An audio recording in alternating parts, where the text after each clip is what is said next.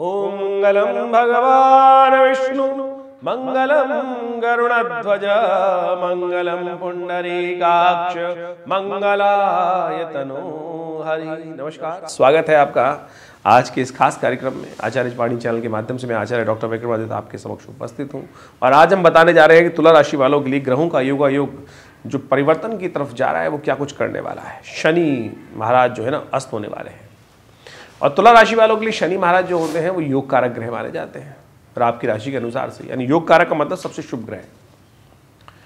जब कोई ग्रह केंद्र का और त्रिकोण का स्वामी बन जाता है तो वो योग कारक बन जाता है और ऐसे में आपकी राशि के अनुसार से यदि बात करें तो शनि महाराज आपके लिए योग कारक ग्रह हैं और योग कारक ग्रह हम हमेशा जीवन में उत्थान के योग बनाता है, कल्याण के योग बनाता है। शनि महाराज आपकी राशि के अनुसार से पंचम भाव में अपनी स्वग्रही राशि में कुंभ राशि में चल रहे हैं। पिछले करीब करीब 1 सवा साल से जिस प्रकार का योग बना हुआ है, जनवरी 2023 से लेकर शनि महाराज आपकी बुद्धि वाले स्थान, संतान वाले स्थान में योग बना रहे हैं और ऐसे में ग्रहों का जो परिवर्तन है सूर्य के सन्निकट आने के कारण से 14 डिग्री के आसपास आ जाने के कारण से शनि महाराज अब होने जा रहे हैं अस्त और ये आपकी राशि के अनुसार से यदि हम बात करें तो कई क्षेत्रों में बड़ा महत्वपूर्ण लाभ देने वाले हैं। कई क्षेत्रों में, जी हाँ, कई क्षेत्रों में आपके लिए ये जो आने वाले अस्त जो होने जा रहे हैं 11 फरवरी से लेकर 23 विशेष तौर पर समझें कि 16 मार्च तक के लिए करीब 33-34 जो दिन है, 35 दिन जो है, इन दिनों के लिए शनि का जो अस्त हो रहा है आपके लिए कई क्षेत्रों में लाभ के, चाहे वो आपका व्यवसाय हो, चाहे वो आपके लाभ का स्थान हो, चाहे वो विशेष तौर पे आपके लिए धन की स्थिति उत्पन्न करने के योग बना रहा हो, कई प्रकार से आपके लिए नया एक रास्ता देने के योग बनाएंगे। गोचर के दृष्टिकोण से ग्रहों का परिवर्तन जो होता है वो विशेष तौर पर आपकी राशियों के हिसाब से प्रभाव देखा जाता है, लेकिन उसमें ये समझ देखना चाहिए कि कौन सी राशि प्रभावी है, लग्न राशि है या विशेष तौर पर सूर्य राशि है या चंद्र राशि है। तो ऐसे में इन सब चीज़ों को स्थिति को देखते हुए आपके जो शनि महाराज इस वक्त बुद्धि स्थान में चल रहे हैं और बुद्धि स्थान स्वग्रही होकर बैठे हैं, लेकिन लाभ के स्थान पर शनि महाराज की जो दृष्टि पड़ रही है, शनि की दृष्टि कैसी भी हो वो खराब होती है। ऐसे में शनि महाराज की दृष्टि बृहस्पति पर भी पड़ रही है और ग्रहजन प्रभाव के अनुसार से कहा जाता है कि यदि शनि की दृष्टि तृतीय दृष्टि बृहस्पति पर पड़े तो वो अशुभ होती है, लाभ नहीं देती। बृहस्पति महाराज जो है विशेष तौर पर आपके सप्तम भाव में चल रहे हैं और लग्न पर बड़ा महत्वपूर्ण प्रभाव देते हैं और ऐसे में बृहस्पति का सप्तम भाव में जब आना होता है वो बड़ा लाभ के जो बनाता है और हमने जिस प्रकार से हमने समझने का प्रयास किया तुला राशि वालों के लिए बृहस्पति वो पूरे वर्ष लाभ दे नहीं पाए। अब बृहस्पति महाराज जो है उदय स्थिति में बैठे हुए हैं और वहाँ पर शनि अस्त हो गए हैं, जो प्रभाव शून्य हो गए। बृहस्पति का पूर्ण लाभ आपको देखने को मिलेगा। ये शनि के अस्त होने का सबसे बड़ा आपको लाभ प्राप्त होगा। अपॉर्चुनिटीज़ बहुत बढ़िया तरीके से प्राप्त हो सकती है। लाभ की स्थिति बृहस्पति अच्छी कर सकते हैं क्योंकि शनि ने लाभ की स्थिति में कमी लाने की योग बना रखी थी, बुद्धि बिल्कुल सही चल रही थी, लेकिन फिर भी शनि महाराज ने लाभ की स्थिति में अंकुश लगा रखा था। बृहस्पति 1 महीने में कई सौदों में आपको लाभ देने के योग बहुत अच्छे से बना सकते हैं। नए पार्टनर्स, नए योग, नए मित्र और विशेष तौर पर आपकी पर्सनैलिटी में कई प्रकार की इंप्रूवमेंट लाने के योग शनि के अस्त होने से, बृहस्पति के पूर्ण ताकत में आ जाने से ये अच्छा योग बनता दिखाई दे रहा है। ऐसे में सूर्य का भी परिवर्तन होगा और सूर्य महाराज परिवर्तित होकर चतुर्थ से पंचम भाव में जाएंगे और पंचम भाव में शनि की राशि में जाकर उनका अस्तित्व जाएगा, यानी पुत्र के साथ राशि में।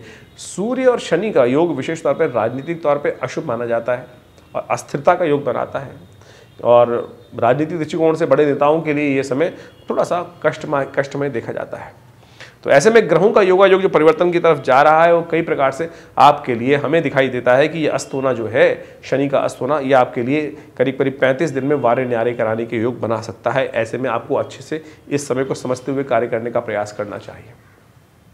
आज हम आधुनिक युग में रहते हैं, हर चीज़ कैलकुलेटिव होकर करने का प्रयास करते हैं। हर तरह से हम बहुत सारी चीज़ों को पहले से ही प्रिडिक्ट कर लेते हैं, परम्यूटेशन कॉम्बिनेशन लगाकर, एल्गोरिथम समझकर बहुत सारी चीज़ों को हम अच्छे समझ लेते हैं। ज्योतिष भी तो एक विशेष तरह का एल्गोरिथम ही है और उसमें पूर्व घटित घटनाओं के अनुसार से उस चीज़ को एनालाइज करने का प्रयास किया जाता है। योगायोग का महत्व किया जाता है और उसी प्रकार से हमें समझ में आता है कि चीज़ों को बहुत अच्छे से हम देख सकते हैं।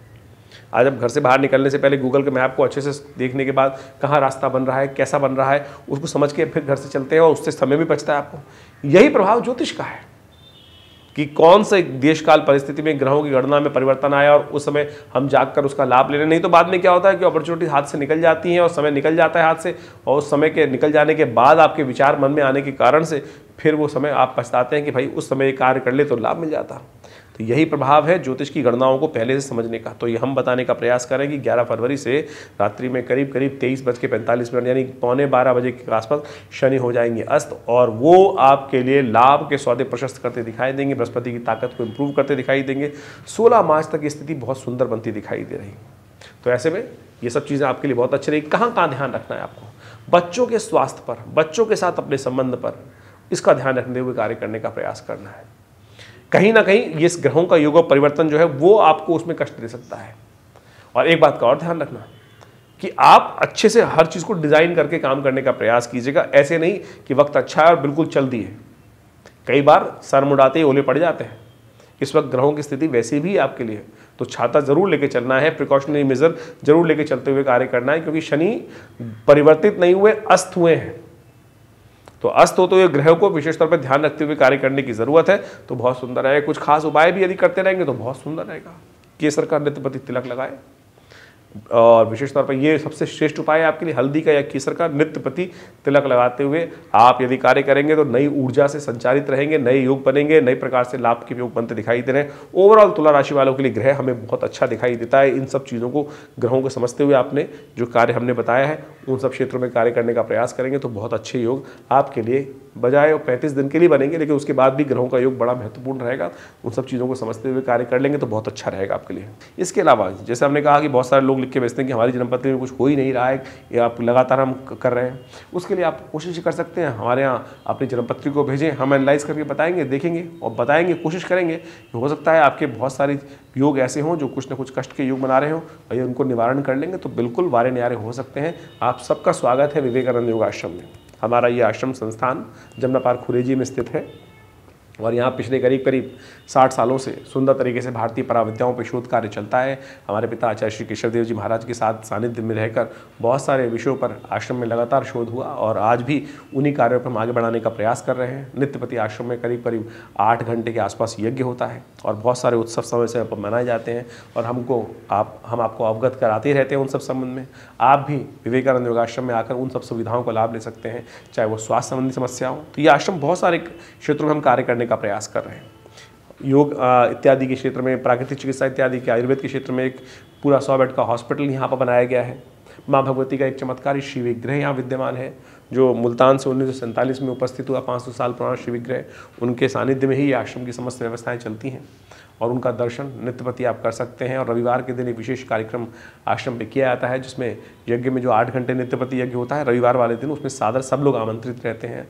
भंडारे इत्यादि कार्यक्रम होता है, तो आप सब उन सब समस्त कार्यक्रम में आके लाभ ले सकते हैं। और जन्मपत्री के संबंध में विचार विमर्श करने के लिए भी सुंदर व्यवस्था हमारे इस आश्रम की तरफ से रहती है।